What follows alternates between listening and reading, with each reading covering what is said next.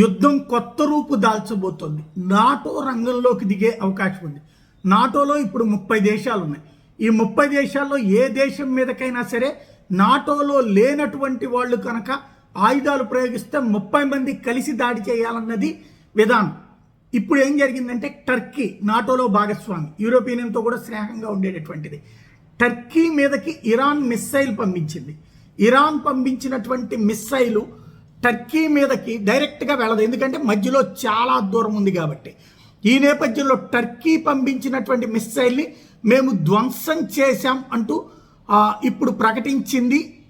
ఎవరయ్యా అంటే టర్కీనే ప్రకటించింది. టర్కీ మీదకి వచ్చినటువంటి దాన్ని, మా మీదకు వస్తున్న దాన్ని మేము దెబ్బతీసామంటూ బాలిస్టిక్ మిస్సైల్ని మా మీదకి ప్రయోగించింది ఇరాను.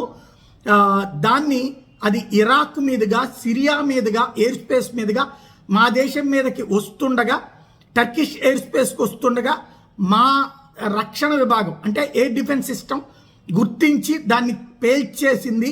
ఈ విషయాన్ని NATO air and missile defence systems operation జరిగింది అన్నటువంటి విషయం ధృవీకరిస్తున్నామని టర్కీ చెప్పింది. అంటే నాటో దేశమైన టర్కీ మీదకి ఇరాన్ మిస్సైల్ దాడి, బాలిస్టిక్ మిస్సైల్ అంటే శబ్దం కంటే వేగంగా అణుబాంబులు సైతం మోసుకెళ్ళగలిగినటువంటి దాన్ని వాడింది. దాన్ని దారిలోనే కూల్చేశారు. కానీ ఇప్పుడు అది టర్కీ మీదకి యుద్ధానికి వెళ్ళినట్టు, నాటో దేశం మీదకి యుద్ధానికి వెళ్ళినట్టు. కాబట్టి ఇప్పుడు నాటోని ఎలాగూ నాటో అమెరికా మాట వింటుంది. కాబట్టి ఇప్పుడు నాటో రంగంలోకి దిగుతుంది. ఆ 30 దేశాల రంగంలోకి దిగుతాయి. చూడాలి.